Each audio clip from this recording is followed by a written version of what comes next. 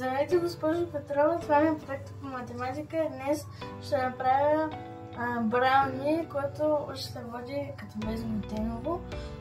Понеже не искам да хабя много време, хайде да започваме. Първото нещо, което ще ми трябва, са два банана.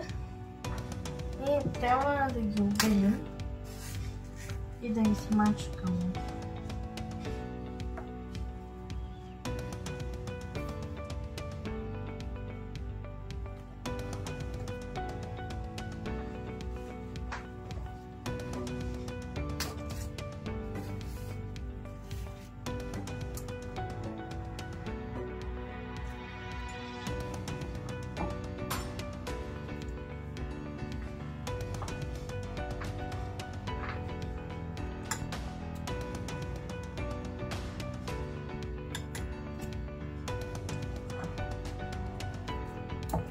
Не издържа. Нищо, аз съм... След като намачкахме хубаво банана, че стане пюре, ни трябва една втора чаша тахан, което е 0,118 литра. Смятам го в литри, защото мерителните ми лъжици са така, а това е една втора чаша.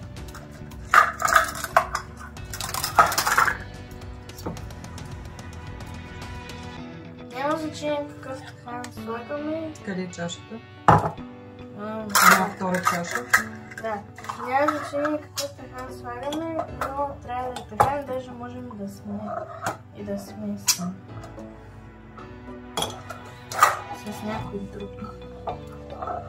Ето и другия тахан, той може да се излива даже.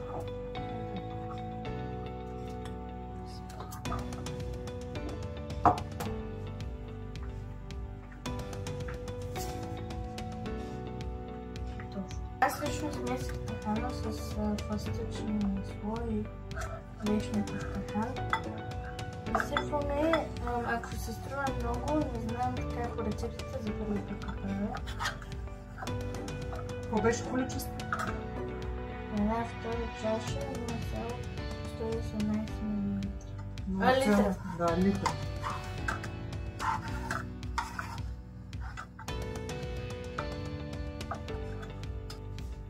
И сега разбъркваме, докато се смеси хубаво. И докато сместа стане равномерно кафява. Не знам какъв е цвета на тахана. Сега слагаме 2 грама сол. Това е 0,002 грама сол, за да може да подчертае вкуса на сладкото. Сега слагаме 5 мл сол в милилитри, защото така сода. Да, сода, защото така са ми мерителните лъжици. 5 мл, има и лъжици от 10.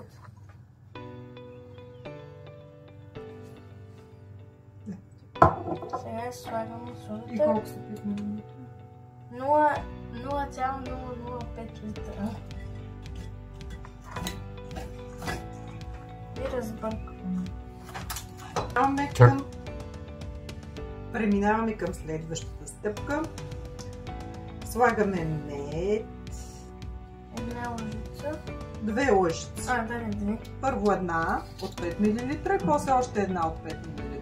Това значи 10 мл. 0,0010 става общо.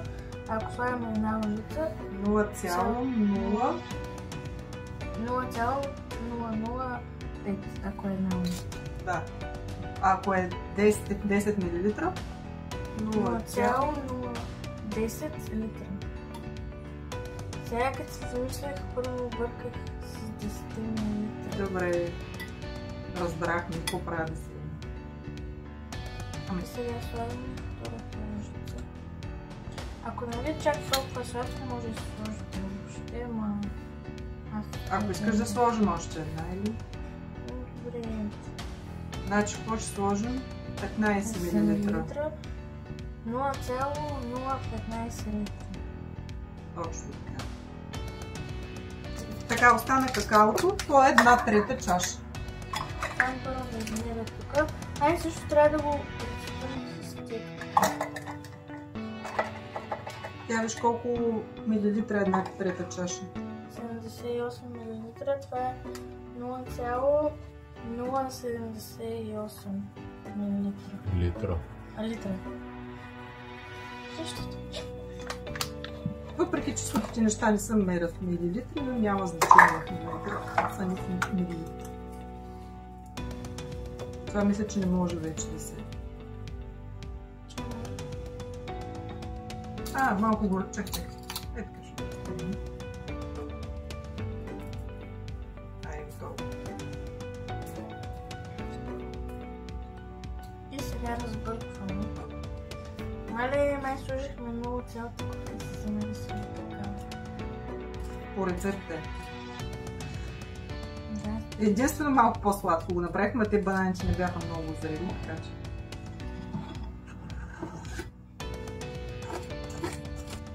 Между другото, ние вечерта с семейството надяваме едно индийско предаване и всичко в Индия е кафяво. Аз не знам поради това причина, но всичко, което готвят е кафяво. Що слагат къри? Да, това е доста къри. Даже и да не сложат там това кафяво. Много готвя. Даже да не сложат къри, то пак става кафяво, не знам. Къде да го слагат? И сега слагаме шейни праскови, защото малко палиш.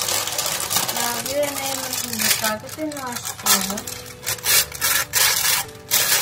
Цяла и половина. Прасковите са 3 половинки, 1,5. Или 1 и 1/2. И така е крайната смес, така трябва да получи и вашата. Така изсипваме във форма.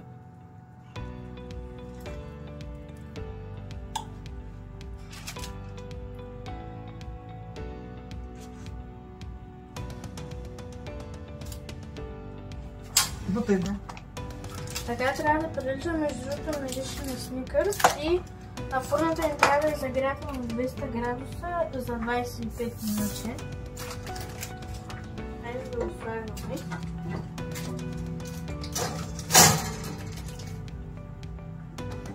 И да печем. Сега десертът му е готов и ще го извадим.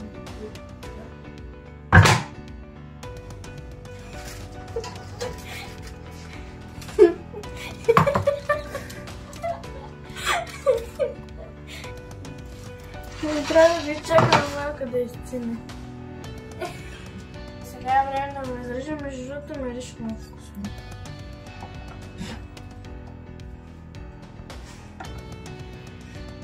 Много ми е смешно, нямам да... Изпякал се и мириш много на сникърс. Може би заради това. Фастичното на това.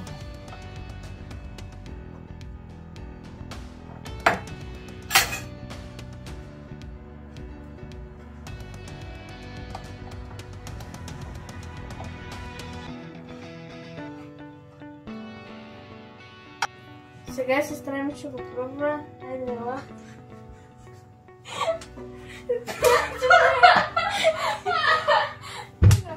Айде, бе, моля.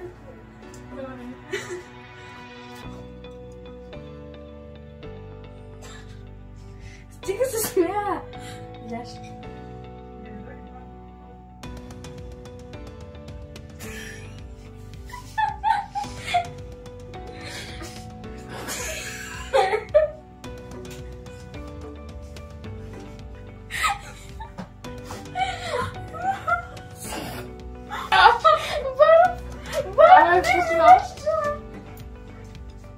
Вкусно ли?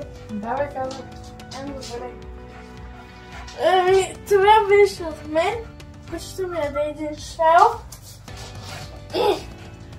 Чао!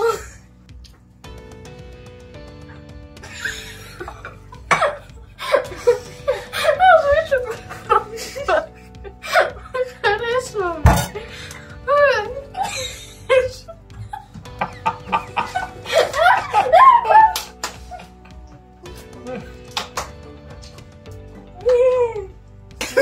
Ай, кучето ще го пробва! Ето! Между другото, това не е брауни, само да кажа. Не е това.